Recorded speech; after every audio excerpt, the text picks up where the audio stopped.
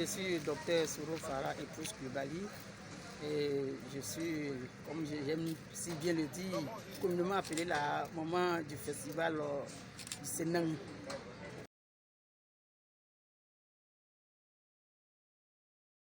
Nous avons la même passion, la passion pour notre belle culture, la culture du Sénang, la culture Senfo. Et cette aventure dure depuis plus de 10 ans.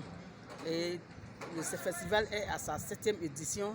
Et pendant ces 7 années, j'ai toujours accompagné mon fils et tout le groupe parce que j'ai trouvé en lui quelqu'un qui avait une vision vraiment qu'il fallait aider à réaliser. La valorisation de notre culture et vraiment c'est pas donné à tout le monde et vraiment nous l'encourageons dans ce sens avec toute l'équipe parce que après tout c'est la culture qui reste.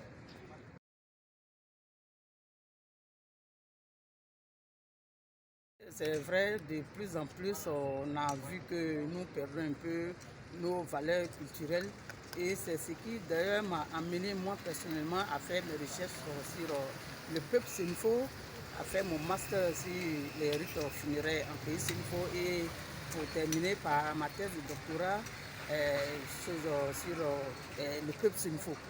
Et nous, c'est notre manière à nous d'apporter un plus.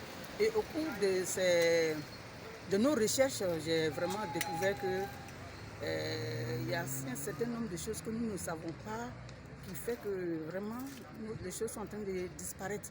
Moi, par exemple, j'ai eu à échanger avec un de nos doyens, paix à son âme, le doyen Awari, et en tant que fille, je m'inquiétais, je m'interrogeais pourquoi tous les jours faire des funérailles qui permettent aux intéressés, aux concernés de dépenser à longueur de journée, pourquoi ne pas faire prendre cet argent, en tout cas pour faire d'autres choses. Et le vieux il m'a regardé, il m'a dit, mais ma fille, qu'est-ce que tu fais du poro?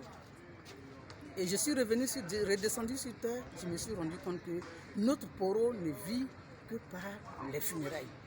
Et ça m'a vraiment interpellé. Je suis allé faire ma thèse là-dessus pour faire comprendre que les funérailles, c'est aussi une manière de faire vivre le poro. Parce que le poro ne sort pas tant qu'il n'y a pas de funérailles. Et le poro, c'est notre identité. Il faut être là-dedans pour comprendre.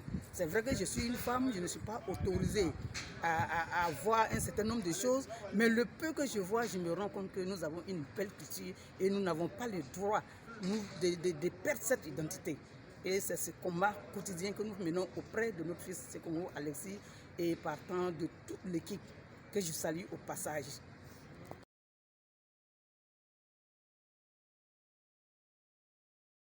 À tous ces partenaires, des personnes venues soutenir Alexis et son équipe, venus voir un peu la culture Senfo, parce que tous ceux qui sont là ne font pas forcément Senfo, mais nous avons vu que nos frères du Ghana sont là, nos frères du Mali, du Burkina, et certains sont quittés en Italie, ils sont là avec nous. Et plus près de nous, nos parents du côté de Katola sont venus nous soutenir. Donc je voudrais vraiment leur dire merci et prier Dieu que tout se passe bien et que chacune et chacun rentre de façon tranquille chez lui.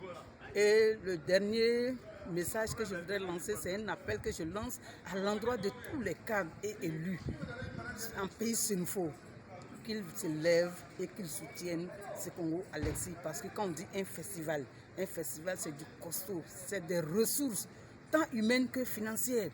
Donc vraiment, je souhaite que les cadres l'aident de ce côté pour que nous puissions, qu'ils puissent continuer de valoriser notre belle culture qui fait la différence entre nous et les autres. Donc vraiment, c'est le dernier mot que je voudrais dire. Merci à tout le monde. Merci, merci.